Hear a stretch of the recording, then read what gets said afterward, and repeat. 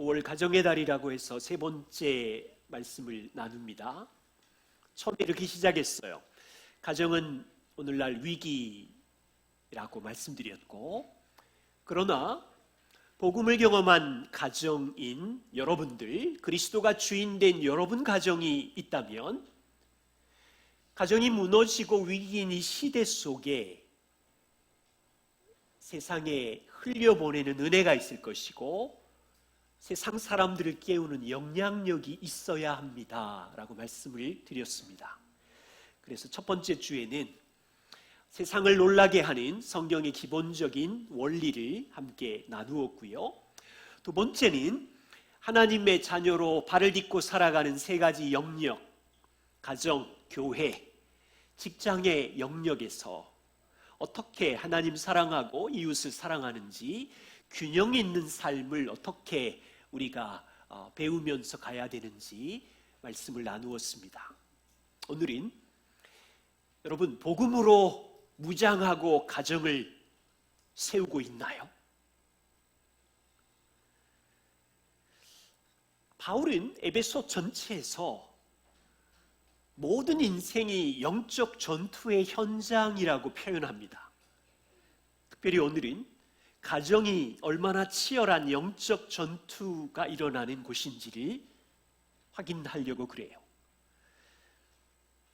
또한 여러분 가정을 공격하는 여러 가지 이슈들이 수도 없이 많겠지만 특별히 한 세 가지 정도를 확인하겠고, 그리고 우리가 인생을 살아가는 동안 여러 가지 공격으로 고통을 당할 때 우리에게는 싸울 무기가 있는데 복음으로 주신 이 무기를 지혜롭게 사용하면서 싸우고 있는지, 어떻게 싸워야 하는지, 이렇게 안 싸우면 다 패할 텐데 이제 무기와 사용법을 짧지만 함께 나누려고 합니다. 첫 번째인데요, 여러분 예스 24시나 들어갔어요. 가정에 대한 책을 검색해 보세요. 대부분 자녀 양육에 대한 책이 어마어마하게 많은데 주제들은 우리 자녀를 성공적으로 어떻게 키울까입니다. 어떻게 우리 자녀의 자존감을 높일까입니다. 어떻게 학습법을, 집중력을 세워서 좋은 대학, 직장을 보낼까입니다. 종종 결혼에 대한 책도 있지만 결혼 안에 의사소통을 어떻게 할 건지, 갈등을 어떻게 할 건지, 두 사람이 설계를 잘해서 나이가 들면 노후에 어떻게 평안할 건지, 이런 책들이에요. 가정이 영적 전투입니다, 이런 주제는 없어요. 별로 없어요. 그런데 바울은 에베소서 6장에서요, 그리스도인의 일상의 삶은 영적 전투의 현장이지만 가정이야말로 어두운 영들과 치열한 싸움이 일어나는 현장이다. 왜 이렇게 말할 수 있을까요? 에베소서 전체의 말씀을 여러분들이 이해하셔야 돼요. 오늘 함께 봉독한 이 말씀의 위치를 이해하시려면 에베소서 1장부터 6장 9절까지 무슨 내용이 있는지 전체 문맥을 이해하셔야 돼요. 에베소서 1장부터 3장까지는 그리스도께서 주신 은혜로 우리 모두 다 하늘의 신령한 복과 구원을 얻었다. 그래서 교회 가족 안에, 교회의 영광 안에 살고 있다는 내용이에요. 1장부터 3장까지. 그리고 4장 1절부터 5장 21절까지는 구원을 얻은 자들이 교회 생활 안에서 어떻게 사는 것이 복음을 적용하는 행복한 삶인지를 이야기하고 있고요. 에베소서 5장 22절부터 33절까지는 여러분이 사는 결혼의 생활 속에서 남편들이요, 아내들이요, 에베소서 6장 1절부터 4절까지는 자녀들이요, 부모 여러분, 에베소서 6장 5절부터 9절까지는 여러분이 살아가는 직장 일터에서 어떻게 왕 앞에 살아야 되는지 이렇게 쭉 설명을 한 다음에 10절 끝으로 말하노니 우리의 씨름은 혈과 육을 상대하는 것이 아니요 통치자들과 권세자들과 세상 주관자들과 하늘에 있는 악한 영을 상대함이니. 자, 다시요. 바울의 논리가 보이세요? 에베소서 전체에 있는 논리, 에베소서 1장부터 3장까지는 2000년 전 에베소 성도들 여러분들은 하나님의 아들 그리스도의 십자가의 피로 구원을 받았고 하늘의 모든 신령한 복을 다 받은 성도입니다. 교회의 영광을 기억하십시오. 교회는 영원한 가족입니다. 1장부터 3장까지. 그리고 나서 여러분은 하나님의 자녀로 새로운 신분으로 일상을 살아가는데 이제 교회 현장에서 살아갑니다. 가정의 현장에서 살아갑니다. 직장에서 살아갑니다. 4장부터 6장까지 그렇게 이야기한 다음에 에베소서 6장 끝으로 말하노니 하나님의 자녀가 사는 삶은 영적 전투의 현장입니다. 바울의 논리를 이해하셔야 돼요.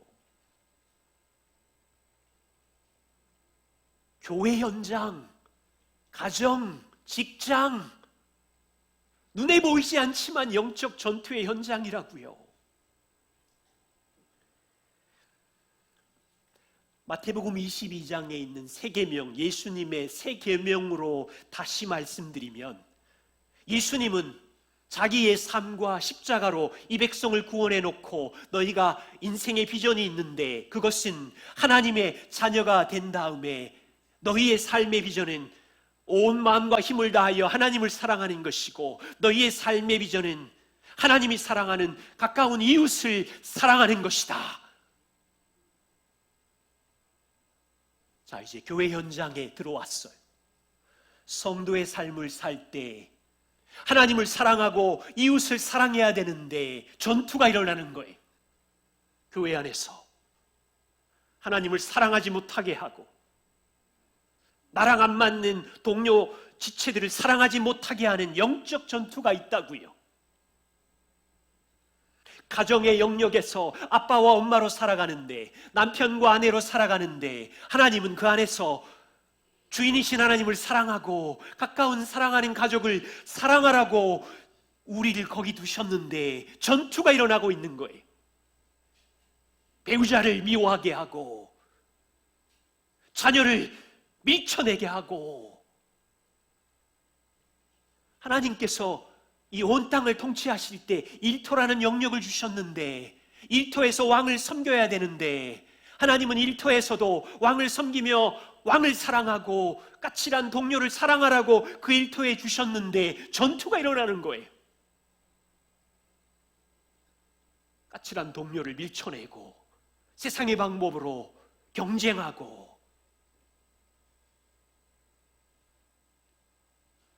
사람들은 이렇게 말해요. 인생에는 돈이 문제라고. 내가 공부 못해서 문제라고. 내가 사람을 잘못 만나서 문제였다고. 그런데 지금 바울은 그렇게 접근하지 않아요. 보이지 않는 사탄이 문제인데 그 사탄이 하나님의 자녀된 성도들이 살아가는 교회와 가정과 직장의 영역에서 하나님을 사랑하지 못하게 하고 이웃을 사랑하지 못하도록 싸움을 걸어오는 것이 문제다. 쉬운 예를 들어볼까요? 성도들은 교회 생활을 하면서 하나님 사랑, 이웃 사랑을 해야 되는데 교회 안에 이상한 신학이 들어와요. 예수 믿으면 형통하대, 병 다 낫는데. 그럴 수도 있고 아닐 수도 있는데 이상한 교리로 성도를 혼란하게 해서 하나님과 멀어지게 하고, 복음으로 서로 용서하고 용납하지 못하게 하고 교회를 깨트려 버리는 짓거리를 마귀 사탄이 하고 있고, 보세요. 여러분의 결혼 안에 보세요. 결혼은 성경의 기본 논리로 뭐라 그랬죠?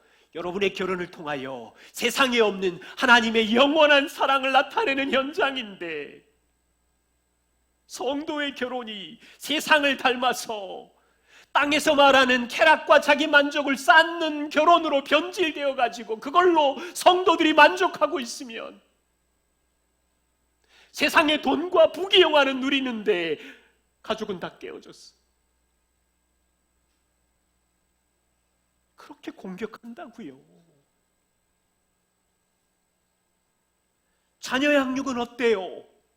자녀 양육을 통해서 하나님이 주신 원리는 영광의 하나님이 누구신지를 알리고 그분 안에 영원한 기쁨과 사랑의 교제, 복음을 다음 세대에 전하는 건데, 이거는 다 잊어버리고 성도의 자녀 양육 안에 여기서 성공만 해라, 좋은 직장만 가져라. 지금 변질이 돼도 하나님 사랑이 사랑은 없고 그냥 땅의 걸로 만족해버린 변질된, 이게 공격이라고요.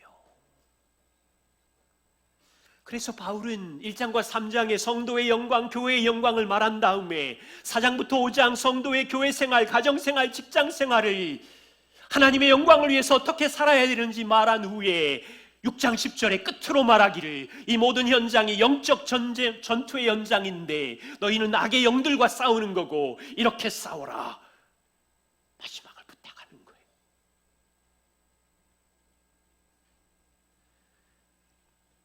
그러면 가정의 현장에 어떻게 공격할까요? 10가지를 얘기할 수 있지만 한 3가지만 확인해 보죠. 하나는요, 분주한 일로 바쁘게 해서 주인이신 주님과의 교제를 방해해요.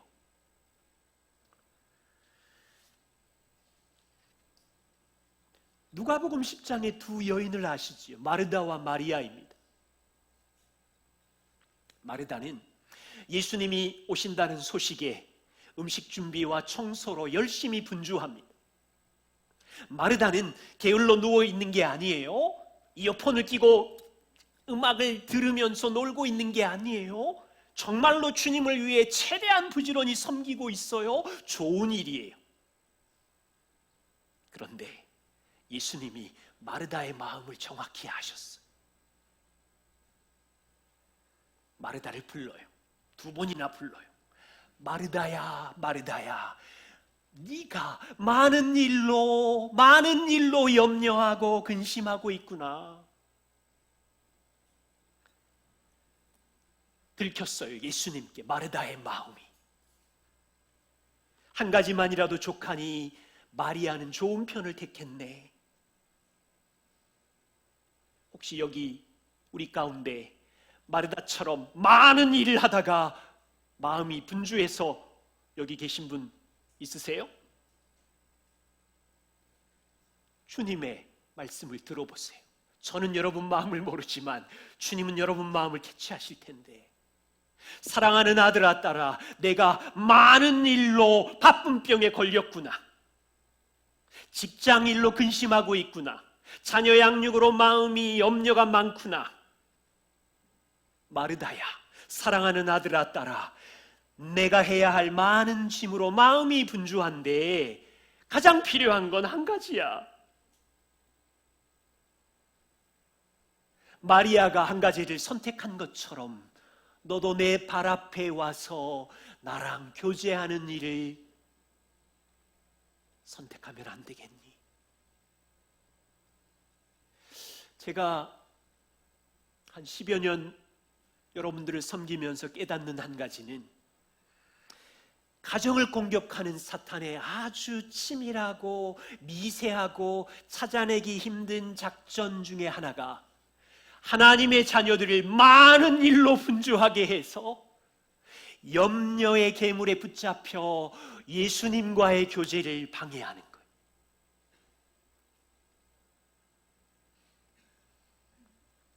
지혜가 있어요. 많은 일이 아니라 한 가지 일로 주님께 칭찬 들을 수 있는 일이 있어요. 저와 우리의 생각에는 예수님 발 앞에 앉는 일이 작다고 생각해. 초라하다고 생각해. 박수가 없으니까 별로 중요하게 안 여겨요.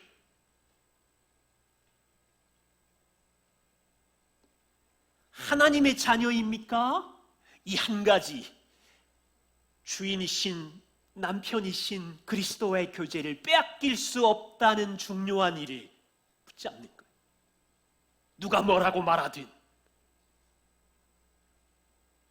보세요. 마리아가 예수님의 발 아래서 하나님의 사랑을 듣고 배운 것처럼 우리도 매일마다 예수님 발 아래서 예수님의 사랑을 배워야 억세고 이기적인 자녀들을 상대할 때 측량할 수 없는 은혜와 사랑을 그들에게 흘려보낼 수 있죠. 폭풍치는 세상을 걷기 전에 남자들이 예수님의 지혜와 인내를 배워야 세상을 섬길 수 있지요. 아니면 도덕적으로 반응할 거고, 아니면 자기 힘으로 반응할 거고. 보세요. 사탄은 지금도 가정에, 특별히 부모인 그들에게, 하나님의 자녀인 그들에게 땅의 많은 일로 분주하게 하는 거예요. 그게 직장 일일 수도 있고, 자녀 양육 일일 수도 있고, 내 손에 잡힌 스마트폰일 수도 있고. 목적은 우리의 주인이신 왕이신 하나님과의 교제를 못하게 하는 거예요. 두 번째는요, 해결되지 않는 분노 가정에 있는 걸로 마귀는 우리를 공격해요. 에베소서 4장 26절 보세요. 분을 내어도 죄를 짓지 말며 해가 지도록 분을 품지 말고 마귀에게 틈을 주지 말아라. 바울은 지금 우리가 죄인이기에 가정에서 버럭 큰 소리로 화를 내고 분노할 수 있음을 인정합니다. 그런데 성도 여러분, 분노를 해가 지도록 품고 있지 마십시오. 분노를 품고 있으면 그 사이에 보이지 않는 마귀가 틈을 가지고 여러분들을 괴롭힙니다. 보세요. 분노는 내가 뭔가 마음에 안 들어서 시작한 것은 맞지만 결과는 어때요?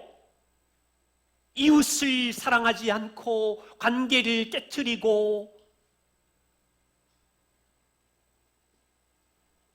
생각해 보세요. 여성이 분노를 품으면 어떻게 됩니까? 겨울에도 서리가 내리나요?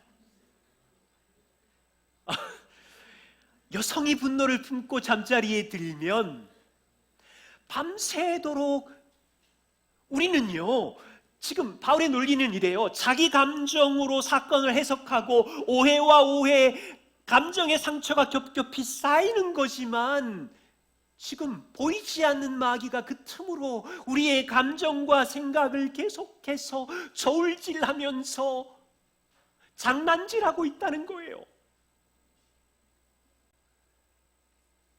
남성이 분노를 품으면 둘 중에 하나지요. 폭력적이 되든지 아니면 또 다른 폭력의 종류, 자기 동굴로 들어가서 아무것도 안 하고 게을러지든지.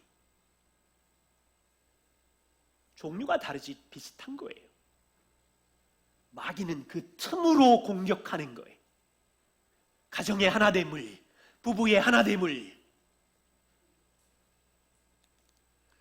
자녀들은 그 분노의 틈바구니 속에서 상처를 입고 부모의 눈치를 보면서 도망을 다니고 겹겹이 위험 줄타기를 하고 있는 거죠. 가정에 해결되지 않는 분노가 하루가 아니라 몇 주, 몇 달이 지속이 되면 하나님의 사랑의 관계는 냉랭해져 버리는 것이고 가족끼리는 산산조각이 나버리는 것이고, 시간이 문제지. 바울의 지혜를 잘 기억하세요. 가정에 쏟아낸 분노가 해가 지나버리면 마귀가 틈을 타서 공격하고 하나님의 평안은 깨어지고 이웃사랑이 아니라 지옥 같은 불바다 같은 가정으로 만들어버릴 수 있다. 누구나 분노할 수 있지만 인정. 그러나 너희에게 있는 용서라는 복음의 능력을 사용해라. 부모가 먼저, 아빠가 먼저 겸손하게 해가 지기 전에 복음으로 용서받은 걸 적용해라. 진짜 부탁이에요. 분노할 수 있는데 분노의 유통기한을 24시간으로 좀 줄여보세요. 해를 넘기지 말고. 사실은요, 이 지혜만 우리 걸로 적용을 하면 감정이 안 따라오겠지만 이 지혜를 확 붙잡아 버리면 마귀를 부끄럽게 할 수 있는데, 장난질하는 그 녀석에 비웃게 할 수 있어요. 여러 번 해보셨잖아요. 칠흑 같은 밤을 왜 보내세요? 분노의 유통기한을 24시간 넘기지 말자. 세 번째는요, 하나님께서 말씀하신 남성성과 여성의 역할을 사탄은 혼란하게 만들어버려요. 이 내용은 우리가 여러 번 다루었습니다. 별도의 또 주제가 있으니까 찾아보시고요. 아내 여러분, 부탁인데 아내를 조종하고 남편을 조종하고 아내 뜻대로 남편을 끌고 가려고 하고 하면 여러분이 그 무거운 짐을 다 져야 돼요. 가정은 고통이 시작이 되는 거예요. 이건 창세기 3장의 하와의 죄를 반복하는 거예요. 아내들은 말하지요. 도대체 우리 남편은 믿을 수가 없어요. 너무 미성숙해서 내가 남편을 끌고 가야 돼요. 내가 더 지혜로워요. 그래서 남편 대신 아내가 재정, 자녀 양육, 미래 모든 짐을 다 지고 가고 아내가 결정하고 남편을 조종한다면 가정의 고통과 혼란은 계속돼요. 남편이 조금 미숙하지만 아내 여러분, 남편이 가정을 섬길 수 있도록 인도할 수 있도록 기다려 주시고 격려해 주시고 기도해 주신다면 시간이 좀 필요하지만 성경의 원리로 평안을 조금씩 누려갈 거예요. 남편 여러분, 아내가 주도권을 가졌다고 여러분의 책임을 회피하고 도망가지 말기를 부탁드려요. 남성으로서 자기의 책임을 회피하고 도망가면 시간이 문제지 가정의 어둠의 먹구름이 끼어들기 시작합니다. 여러분이 책임자고 여러분이 인도자이기에 겸손하게 아내와 가족들을 섬겨주셔야 돼요. 공격 10가지를 말씀드릴 수 있었지만 3가지. 분주함의 괴물이 여러분을 공격해서 여러분의 신랑이신 예수님과의 교제를 방해합니다. 분노는 일상이겠지만 24시간 안에 복음으로 해결하라고 합니다. 남편과 아내의 성경적인 역할을 시간 속에서 배우며 적용해 가라고 합니다. 세 번째입니다. 그렇다면 우리는 어떻게 복음으로 무장해서 사탄의 이런 공격을 우습게 여기고 막을 수 있을까요? 바울은 에베소서 6장 12절에 우리가 씨름하는 대상은 혈과 육이 아니다. 우리 눈에는 배우자가 보이고 자녀들이 보이고 이웃이 보이는데 혈과 육이 아니다. 그들은 사랑할 대상이지 싸울 대상이 아니다. 우리가 씨름하는 대적은 하늘의 악한 영들이다. 악한 영들이 일상의 삶에 여러 가지 전략과 방법을 동원해서 우리를 공격하고 있다. 여러분은 이렇게 말하지요. 내가 볼 때는 성격 차이 때문에 못 살겠어요. 성격 차이 때문에 분노하고 저 남자 너무 게을러요. 늘 스마트폰만 보고 있고 그러다가 갈등이 생기면 다투고 독한 말을 쏟아내고 있고 이렇게 생각하는데 바울의 논리로는 그 모든 죄의 틈바구니 속에 악한 영이 너희 가정을 깨트리고 있고 우리 생각에는 너무 분주해가지고 대화할 시간이 없고 그래서 왜 대화 안 해줘? 자꾸 싸우고 돈 문제 때문에 갈등이 생기고 불만이 많다고 생각하지만 바울은 보이지 않는 마귀가 돈이든 대화의 문제이든 쏟아내는 분노를 틈타서 공격하고 있고 분주함이 이유이지만 분주함 속에 틈을 타서 하나님의 교제 없이 자기 힘으로 살게 하고 있고 목적은 뭐예요? 사탄의 목적은 성도가 자기의 신분대로 하나님을 사랑하지 못하게 하고 멀어지게 하는 것이 목적이고 하나님의 은혜의 복음이 나누어져서 사랑을 나누어야 되는 가정을 하나 되게 하지 않고 미워하게 하고 깨트리는 목적을 달성하는 거죠.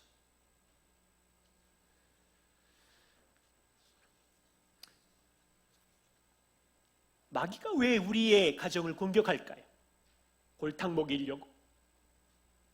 아주 가벼운 이유일 수 있겠는데 진짜 공격하는 이유는 여러분들이 보통 사람이 아니기 때문이 하나님의 아들의 피로 구원받은 영원한 자녀들이기 때문에 공격하는 거예요. 에베소서 1장과 2장을 잘 보세요. 감옥에 있는 바울이 감옥 밖에 있는 에베소 성도들에게 너희가 누구인지를 계속해서 말하고 있어. 너희는 그리스도께서 하신 일로 하늘의 모든 신령한 복을 다 받았다. 너희는 그리스도께서 하신 일로 택함을 받았고 거룩해졌고 의로워졌다. 너희는 이제 땅에서 종으로 살지만 하나님의 아들들이 되었다. 너희는 그리스도의 피로 완전한 제사함을 받았다. 너희는 월세에 살지만 영원한 하늘의 기업을 받았다. 너희 안에는 지혜 천단, 능력 천단인 성령이 함께하고 계시다. 너희는 하나님이 임재하는 성전이다. 근데 악한 영은 성도를 땅에 있는 동안 공격할 수 있죠. 어둠의 세력은 성도의 구원을 취소할 수도 없고 하나님의 도우심에 깜도 안 되지만 사탄은 여러 가지로 공격해서 이 성도들이 하나님과 화목하지 못하게 하는 것이고 하나님이 주신 기쁨을 못 누리게 하는 것이고 예수님을 닮는 일이 사탄에게는 미치도록 싫은 일이니까 깐죽거리는 것이고 사탄은 성도의 가정이 여러분의 가정이 여러분이 섬기는 일터가 복음대로 말씀대로 살면 여러분이 세상에 빛을 비추는 것이니까 그게 싫은 거예요. 사탄은 사소한 일부터 일상의 모든 일들까지 보이지 않게 은밀하게 여러분의 가정이 빛을 비추면 세상이 복음에 놀라니까 하나님의 사랑에 놀라니까 빛을 못 비치게 하려고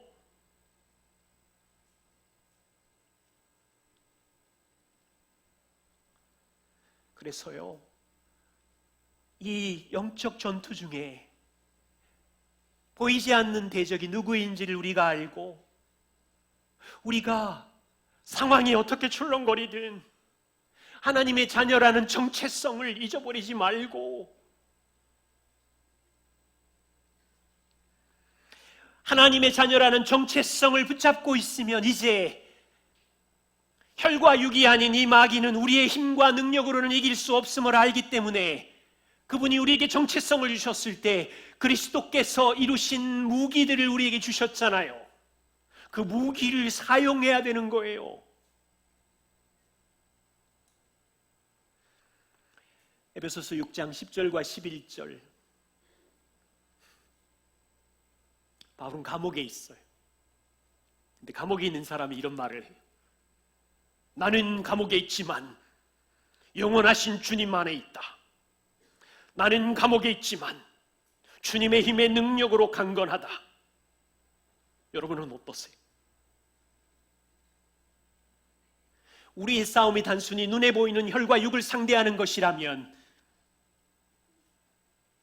돈을 쓰면 되고 권력을 쓰면 되고 전문가 사람의 힘을 동원하면 이길 수 있지만 해보세요 되나? 또 쓰러지고 넘어지지. 물론 지혜지요. 사람에게 묻고 지혜자에게 묻는 건 지혜지만 우리가 상대하는 녀석은 하나님의 자녀의 기쁨과 사랑을 방해하려고 은밀하게 교묘하게. 그래서 바울은 사람을 의지해라, 돈을 의지해라 한마디도 말하지 않고 너희가 주 안에 있음을 알아라. 너희의 정체성이 주님께 속한 것을 봐라. 주님께 속했을 때 그리스도 안에서 주시는 힘의 능력, 무기들로 너희가 강건해라. 참 슬픈 일은 성도들이 복음으로 주신 무기를 사용하는데 우둔하다는 거예요. 지혜가 부족하다는 거예요. 사용해 본 적이 별로 없어가지고 주님이 주신 무기들이 낡아가지고 창고에 그냥 있어요.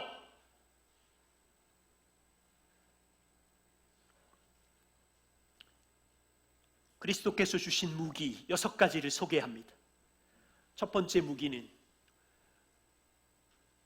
바울이 로마의 군사들을 생각하면서 이 무기를 기술했다고 표현을 하지요. 서서 진리로 너희 허리띠를 띠어라. 허리띠는 로마 군사의 움직임이 방해되지 않도록 옷을 단단하게 묶는 역할을 하는 거죠. 바울은 적용하기를 이것은 그냥 허리띠가 아니라 진리의 허리띠를 껴라. 성도는 인생의 전쟁터에 나갈 때 예수 안에 있는 진리의 허리띠로 너희를 단단히 묶어라. 여러분 가정이 하나님의 말씀의 진리로 단단히 묶고 있나요? 세상에 수많은 물질주의와 개인주의와 다원주의의 세계관이 있지만 우리에게는 예수 그리스도의 변하지 않는 진리로 우리를 묶고 있나요? 우리는 그리스도에게 속했고 그리스도가 우리를 다스린다는 진리로, 그리스도가 우리를 사랑하셨으면 변함이 없는 진리의 허리띠로. 근데 도시에만 나가면, 직장만 나가면 그 진리의 허리띠가 느슨해져 가지고 악한 자의 거짓이 너희를 속이지 못하도록 매일마다 예수 그리스도의 진리의 허리띠를 단단히 매라. 두 번째, 너희 가슴에 의의 호심경을 붙여라. 너희가 쌓은 선행의 의가 아니다. 그것은 누더기 같은 것이고 그리스도께서 주시는 의의 호심경으로. 로마 군인은 호심경, 갑옷의 중심부잖아요. 적들이 심장을 찌를 수 있죠. 거기를 막는, 심장을 보호하는 호심경. 대적은 우리의 마음, 심장을 공격하겠지요. 아세요? 계시록 12장 10절. 마귀는 우리의 심장, 마음을 공격해요. 그리스도의 보혈의 피로 구원받은 형제들이, 마귀는 하나님 앞에서, 아유 참 진짜 간땡이가 부었어. 하나님 앞에서 밤낮으로 참소하는 자, 하나님이 허용하시는 거죠. 우리는요, 남편으로 살고 아내로 살지만 자꾸만 쓰러지죠. 분노하죠. 아빠로 살고 엄마로 살지만 무너지지요. 죄를 짓지요. 그러면 자보세요. 사탄은 여러분의 행동을 유심히 관찰하고는 조금 전에 한 말, 조금 전에 행동의 실패를 빠짐없이 기록했다가 여러분 마음의 심장을 공격하는데,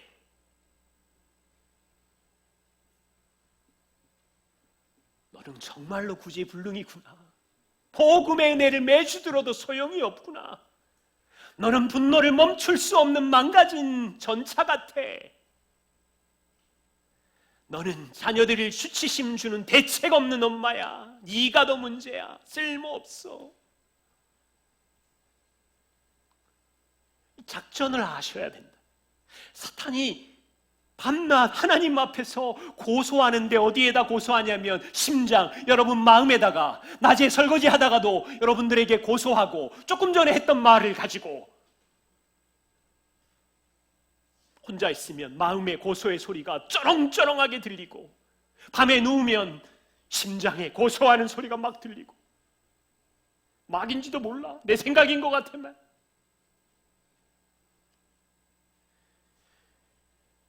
지난주 어떠셨어요? 이런 소리 엄청 들었죠? 저도 듣고 있어요. 조금만 허드렛 일 하다가 내 인생이 왜 이게 뭐야? 쓸모없게. 정신을 차리고 지금 나는 얼마나 영광스러운 일을 하고 있는 건데, 설거지를 하든 교회 청소를 하든 아픔 속에 있는 사람의 내면의 고통에 쏟아내는 걸 듣든 얼마나 영광스러운 일을 하는 건데. 싱클레어 퍼거슨의 지혜로운 말을 들어보십시오. 우리 매일 기억해야 돼요. 마귀가 우리의 지난 죄를 기록한 메모장을 꺼낼 때 여러분 심장에서 계속 꺼낼 거예요. 이렇게 대응하십시오. 마귀야, 네가 나를 고소한 대로 나는 죄인이다. 내가 망가진 죄인인 것을 부인하지 않겠다. 하지만 너 모르는 게 있구나. 나는 조금 전에 내가 한 말과 행동의 의가 아니라 예수 그리스도의 의를 믿는다. 나는 예수 그리스도의 의의 호심경을 지금 입고 있다. 나는 어느 정도인지라 하니 예수님만큼이나 의로운데 너 왜 거짓말 치니? 네가 어떤 죄로, 내가 조금 전에 한 어떤 말과 행동으로도 나를 고소해도 나는 쓰레기통에 던져버릴 거다. 여러분 외우세요. 이 무기를. 마인드 컨트롤이 아니라 그리스도가 하신 일이라고요. 이 무기를 사용할 수 있어야 벌떡벌떡 일어나서 다시 그 에너지로 이웃을 섬기고 가정을 섬기는 거예요. 여기에 갇혀 있으면 며칠, 몇 주,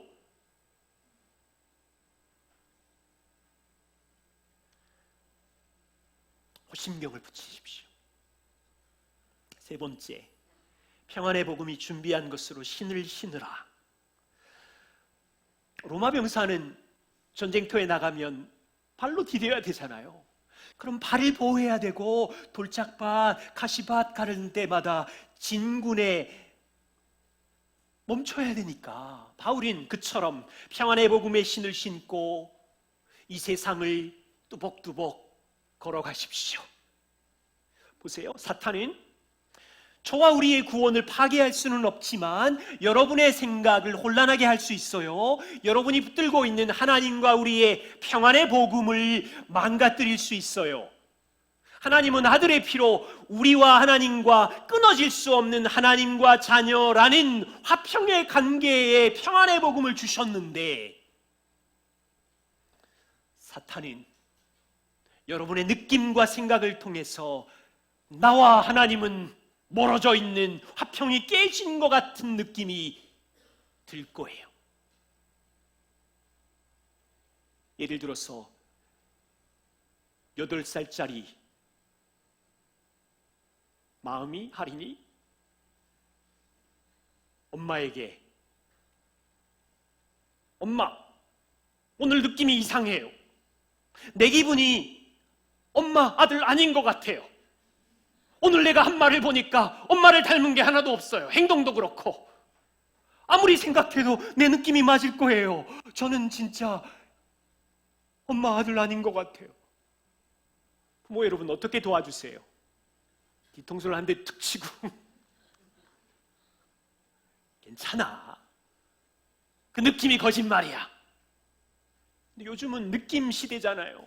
감정 시대잖아요. 인격을 존중해야 되고 인권이 존중돼야 된다 그래서 느낌과 감정을 너무 많이 존중해가지고 지금은 우상 시대가 돼버렸어요. 하나님과 우리의 화평은 느낌에 달린 것이 아니지요. 하나님과 우리의 화평은 아들의 십자가의 피로 이루어진 객관적인 사실이에요. 그 쪼잔한 느낌에다가 그 복음의 신을 걷어차지 마세요. 네 번째는 믿음의 방패를 갖고 있어라. 군사는 전쟁터에 나갔을 때 온몸을 가리는 방패로 자신을 보호해요. 그 전쟁 영화 보셨지요? 로마 군인은 가죽으로 덮인 방패, 가로 문헌에 보면 가로 75cm, 세로 120cm 그 방패 뒤에 숨으면 불화살이 날라와도, 대적의 불화살이 날라와도 자기를 보호할 수 있는 거예요. 성도가 일상을 사는 동안 보이지 않는 악한 영들은 우리의 기록들을 가지고 불화살을 쏘기 시작하는데, 여러분 섬세해지셔야 돼요. 진리에 대한 의심의 불화살을 쏘기도 하고, 치명적인 염려의 불화살을 막 쏘기도 하고, 수치스러운 죄책감의 화살이든 두려움의 불화살을 쏘기도 하고, 여러분에게 믿음의 방패가 없으면 하룻밤만 지나면 와르르 무너져 있어요. 시편 18편을 꼭 읽어보세요. 다윗의 상황이 어떻습니까? 사망의 줄이 나를 얽어매고 있습니다. 불의의 창수, 홍수가 나를 두렵게 하고 있습니다. 다윗은 지금 사망의 줄로 묶여있고 나쁜 놈들의 불의의 홍수로 밀려오고 있는 이 감당할 수 없는 이 감정의 불화살들을 막고 있을 때 시편 18편 1절 다윗은 자신에게 복음을 선포하는 거예요. 여호와는 나의 반석이시요 나의 요새시요 나를 건지시는 바위시요 나의 하나님이시요 나의 방패이시요 나의 산성이시요. 보이세요? 매일마다 쏟아지는 적들의 불화살의 공격을 전능한 하나님 진리의 방패로, 여러분 게임이 안 되는 거라고요. 오히려 쏴봐 전능한 하나님의 그늘에 숨어 있는데 왜 사탄을 대접하세요? 쏴봐, 흔들어봐. 다섯 번째는요, 구원의 투구를 쓰래요. 투구는 머리를 보호하기도 하지만 투구에는 소속이 적혀 있어요. 로마 황제의 군사라는 마크, 정체성을 상징해요. 바울은 구원의 투구라고 하는 이 무장은 머리를 보호하기도 하지만 너희가 누구 소속인지를 밝히는 거예요. 로마 황제 소속 정도가 아니라 왕이신 그리스도에게 속한 자고 하나님의 군사라는 의미예요. 일상을 살아보세요. 적들은 오만 가지 생각으로 여러분들을 공격해서 내가 그리스도께 속한 군사라는 진리를 잊어버리게 해요. 내 몸이 조금만 약해지면 수십 가지 두려움이 밀려오고, 자녀가 조금만 삐걱거리면 수백 가지 염려가 밀려오고, 이웃에게 한두 마디 까칠한 말만 들으면 마음이 휘청휘청거리고. 진짜 신기해요. 얼마나 약한지. 진짜 신기한 건 하늘의 왕의 자녀라는 정체성을 얼마나 속히 집어던지는지 신기할 정도예요. 구원의 투구를 쓰십시오. 여섯 번째, 성령의 검, 하나님의 말씀을 가지라입니다. 사탄은 계속해서 거짓으로 우리를 괴롭힙니다. 우리는 하나님의 말씀을 가지고 거짓말을 분별하고 말씀으로 공격해야 돼요. 시편 77편 말씀을 인용해 보죠. 구약의 한 성도가 인생인지 가정에서 환난을 맞았어요. 환난 날에 손을 들고 부르짖어 기도합니다. 그런데 여전히 마음이 불안해요. 근심이 몰려와요. 고통이 밀려와요. 환난 날에 주님께 부르짖는데 마음이 고통스러워요. 여러분, 여기 보시면 밤에 부른 노래라고 되어 있어요. 6절에 환난 날에 손을 들고 기도하는데 밤에 읊조리면서 나온 말들이 이런 말이에요. 7절부터 9절 무슨 소리를 듣냐면 주께서 영원히 나를 버리셨나 보다. 다시는 은혜를 베풀지 아니하시는가 보다. 하나님이 나를 영원히 버렸구나. 하나님의 인자하심은 영원히 끝났구나. 하나님의 약속은 영원히 폐하였나 보다. 내가 들은 건 거짓말이었어. 뻥이었어. 하나님이 베푸실 은혜를 잊어버렸구나. 하나님이 나에게 노하셨구나. 하나님의 긍휼이 끝이 나버렸네. 지금 이해가 되세요?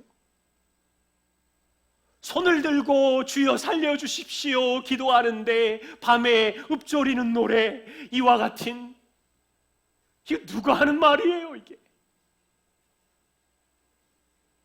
우리도 듣는 거예요. 구약 성도처럼 인생의 골짜기에 갇히면 밤새도록 기도는 하고 있지만 거짓말의 씨앗을 우리 마음에 막 뿌린다고요. 뿌려.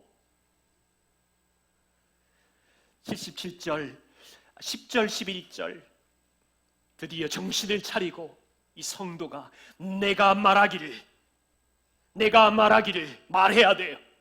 나의 잘못이라. 이 멍청한 소리를 반복해서 들은 건 나의 잘못이라.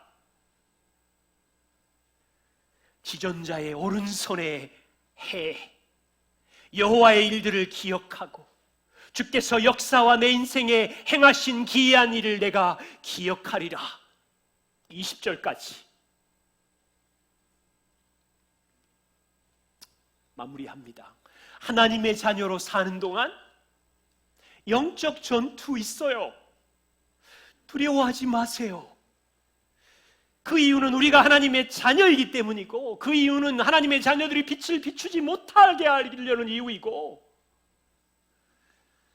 특별히 가정은 치열한 전쟁터예요. 왜 이렇게 해결되지 않는 거야가 아니라 가정이든 일터든 교회든 하나님의 사랑과 이웃사랑을 실천하는 그 속에 수많은 공격들이 있어요. 부탁입니다. 사탄이 일상의 삶에 공격한다고 악한 영들을 두려워하지 마세요. 사탄은 주인공이 아니에요. 악한 자이고 패배한 자이고 여러분이 주인공이, 하나님의 사랑으로 지어진 여러분이 주인공이기 때문에 우리는 승리자 안에 속한 자이고, 승리자 안에서 그분이 주신 무기들을 가지고 사용하는 방법만 익히면 돼요. 쓰러지면 옆에서 도와줘서 그 무기를 사용할 수 있게 하고, 그렇게 해서 우리가 이 땅을 걸어가는 것입니다. 기도하겠습니다.